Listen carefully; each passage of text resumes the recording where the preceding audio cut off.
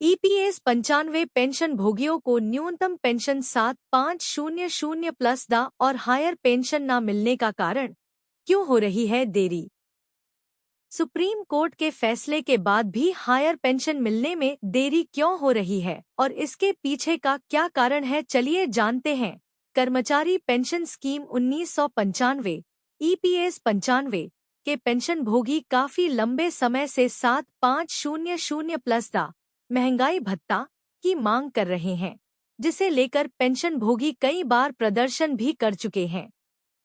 वर्तमान में ईपीएस 95 के तहत न्यूनतम मासिक पेंशन 1000 रुपये है और ईपीएफओ ने 1 सितंबर 2014 से इस पात्रता का भुगतान करना शुरू कर दिया है। हालांकि इस पर बार बार आश्वासन मिलने के बाद भी पेंशनर्स की मांग अभी तक पूरी नहीं हो पाई है। ऐसे में सरकार पेंशन भोगियों के मांग पर अभी तक कोई एक्शन क्यों नहीं ले पाई है और सुप्रीम कोर्ट के फैसले के बाद भी हायर पेंशन मिलने में देरी क्यों हो रही है और इसके पीछे का क्या कारण है, चलिए जानते हैं इसकी पूरी जानकारी। ईपीएस 95 पेंशन भोगियों को न्यूनतम पेंशन 7500 प्लस दा की मांग। बता दें, ईपीएस 95 का संचालन कर्मचारी भविष्य निधि संगठन ईपीएफओ द्वारा किया जाता है। देश में 78 लाख पेंशन भोगी है, जिनमें ईपीएस 95 की मांग को लेकर समिति की ओर से जारी बयान में कहा गया है कि कर्मचारी पेंशन स्कीम 1995 राष्ट्रीय आंदोलन समिति के आह्वान पर पेंशन भोगियों ने देश भर में 110 ईपीएफओ कार्यालयों पर विरोध प्रदर्शन किया और न्यूनतम पेंशन बढ़ाने के बारे में मंत्रालय और इसके विरोध में केंद्रीय श्रम मंत्री को ज्ञापन सौंपा है। पेंशन भोगी न्यूनतम पेंशन 7500 रुपये प्रति माह प्लस दा पेंशन भोगी और जीवन साथी के लिए मुफ्त चिकित्सा सुविधा की मांग को लेकर विरोध प्रदर्शन कर रहे हैं। जाने पेंशन भोगियों के मांग और हायर पेंशन मिलने में देरी का कारण। कानूनी जानकारी की कमी।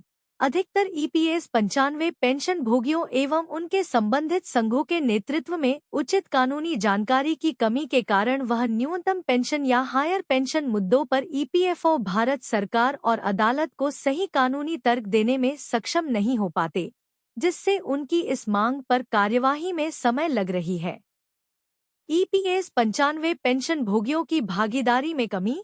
जैसा कि हमने बताया कि देश में कुल ईपीएस 95 पेंशन भोगियों की संख्या 78 लाख है, लेकिन इसके बाद भी कई सारे पेंशन भोग कई चीजों से अवगत नहीं है, जिसके चलते वह किसी आंदोलन में भाग नहीं ले पाते, जिसके कारण अभी भी यह मुद्दा व्यापक स्तर पर नहीं उठ सका है। सरकार और ईपीएफओ की प्रक्रियात्मक देरी। बता दें, इस मामले में सरकार और ईपीएफओ की प्रक्रियात्मक देरी भी एक महत्वपूर्ण कारण है। हायर पेंशन पीपीओ या मांग पत्र जारी करने में देरी से भी पेंशन भोगियों की समस्याएं बढ़ गई हैं। वित्तीय दबाव और संसाधनों की कमी। कई सारे पेंशनर और सदस्य अपनी आर्थिक स्थिति ठीक नहीं होने और पर्याप्त संसाधनों की कमी के कारण इस मुद्दे पर लड़ने में असमर्थ है, जिसके चलते वह अपनी आवाज नहीं उठा पा रहे हैं। यही कारण है कि ईपीएस 95 पेंशन भोगियों के न्यूनतम पेंशन और हायर पेंशन के मुद्दे का समाधान अभी तक नहीं हो पाया है। राजनीतिक हस्तक्षेप और समर्थन की कमी। राजनीतिक हस्तक्षेप और राजनीतिक दलों द्वारा पर्याप्त समर्थन की कमी के कारण भी पेंशन भोगियों की मांग और हायर पेंशन मिलने में देरी हो रही है, क्योंकि इससे सरकार पर कोई दबाव नहीं बन पाया है कि वह जल्द और प्रभावी निर्णय ले। खुशखबरी। पेंशनर्स को शानदार तोहफा। 61 साल के बाद हर साल पेंशन में 1% की वृद्धि मंजूर। कम्यूटेशन बहाली 12 साल पर होगी। 61 वर्ष की आयु पूरी करने वाले पेंशन भोगियों के लिए एक महत्वपूर्ण अपडेट। सरकार ने पेंशन में हर साल 1% की वृद्धि को मंजूरी दी है। इसके साथ ही 12 साल की सेवा पूरी करने वाले पेंशन भोगियों के लिए कम्यूटेशन की सुविधा भी बहाल कर दी गई है। पेंशन भोगियों के द्वारा काफी लंबे समय से की जा रही मांग को अब पूर्ण कर दिया गया है। सभी पेंशन धारकों के लिए खुशखबरी है कि उनकी पेंशन में बढ़ोतरी का रास्ता साफ हो गया है। राजस्थान सरकार के द्वारा यह निर्णय लिया गया है कि कर्मचारी की आयु 61 वर्ष होने पर हर वर्ष उसकी पेंशन में 1% की वृद्धि की जाएगी। यह बढ़ोतरी उनके बचे हुए जीवन के लिए लागू होगी। पेंशनर्स मंच के प्रदेश कार्यकारी अध्यक्ष श्री सूरज प्रकाश टोक ने प्रेस विज्ञप्ति से माध्यम से यह जानकारी दी है। बैठक में चर्चा। आप सभी को यह भी बता दें कि इस बैठक में पेंशन भोगी संगठनों के साथ राजस्थान सरकार ने वित्त सचिव, चिकित्सा और स्वास्थ्य सेवा के निदेशक, पेंशन विभाग के निदेशक भी मौजूद थे। इस बैठक में पेंशन भोगी के लिए खुशखबरी दी गई। पेंशन भोगियों ने राजस्थान सरकार के इस फैसले की सराहना की और भविष्य में सरकार का समर्थन करने का संकल्प लिया। राजस्थान सरकार ने दिया तोहफा। सभी पेंशन भोगियों की मांग को पूरा करते हुए राजस्थान सरकार ने एक बड़ा निर्णय लिया है कि 61 वर्ष की आयु पर 1%, 62 वर्ष पर 2%, 63 वर्ष पर 3%, 64 वर्ष पर 4% और 65 वर्ष पर 5% पेंशन वृद्धि दी जाएगी। इस प्रकार से पेंशन भोगियों को 80 वर्ष की आयु तक कुल 20% पेंशन में वृद्धि प्राप्त होगी।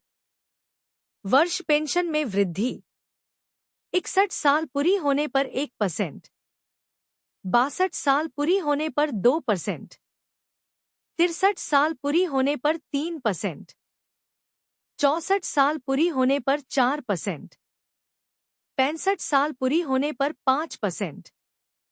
बैठक में हुई अन्य मुद्दों पर चर्चा।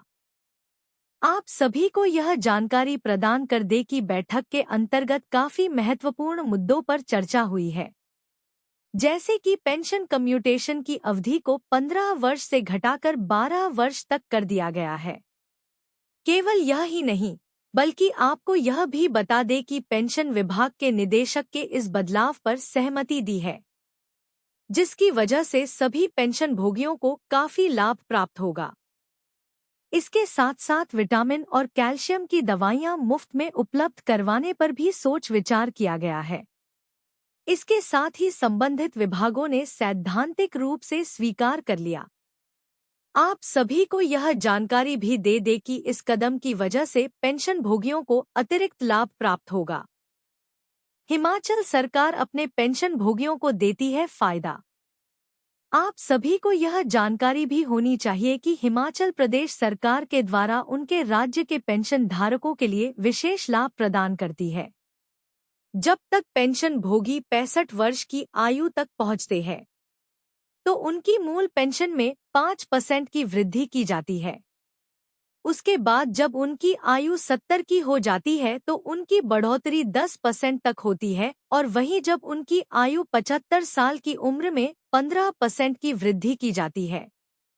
इसके साथ साथ यह भी जानिए कि अब राजस्थान सरकार के द्वारा भी इसको लागू किया गया है, जिसके कारण अब बाकी राज्यों के पेंशन भोगियों को ये नियम लागू होने की उम्मीद है।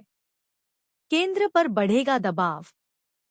राजस्थान सरकार के द्वारा इस नियम को लागू करने के कारण अब केंद्र सरकार पर भी इस चीज का दबाव पड़ेगा कि वह भी इस नियम को अपनाए।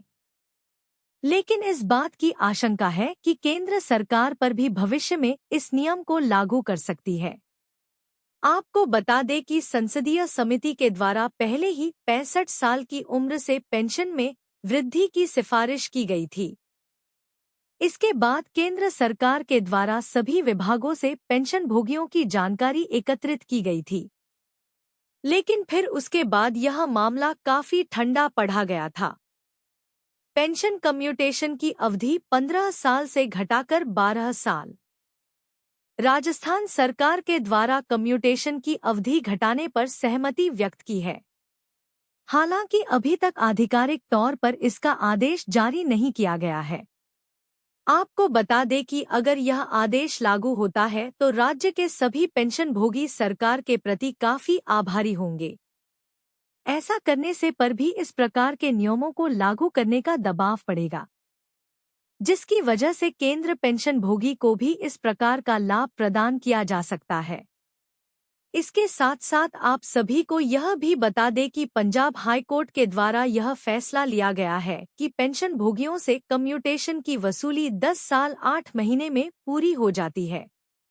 इसलिए ऐसी स्थिति में केंद्र सरकार या राज्य सरकार को 15 साल तक वसूली करने का कोई भी हक नहीं है। इसके साथ ही अतिरिक्त वसूली को भी रोक देना चाहिए।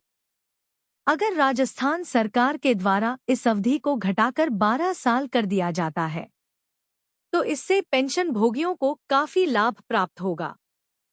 उपस्थित सदस्य, इस बैठक के दौरान राजस्थान सरकार पेंशनर्स मंच के प्रदेश अध्यक्ष कैलाश क्रांतिकारी, सत्यनारायण पंवार, नाथूलाल पाटीदार, मानसिंह वर्मा, बनवारी शर्मा, लखपत राज सिंघवी के साथ साथ अन्य 20 जिलों के जिलाधिकारी भी शामिल थे।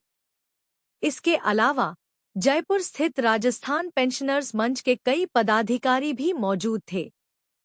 कैलाश क्रांतिकारी, सूरज प्रकाश टाक, मुकुट बिहारी शर्मा, कजोड़ बेरवा, अनिल त्रिवेदी, जी.बी. मिश्रा, उदल सिंह राजावत, गजेंद्र टाक, महावीर सिंह चौहान, नानग्राम चौधरी, फतेह बहादुर, चंद्रशेखर गुर्जर, विजय उपाध्याय, मिट्ठू लाल खींची, बी.डी. टेकवानी, अशोक राजपूत, दौलत सिंह बडगुर्जर।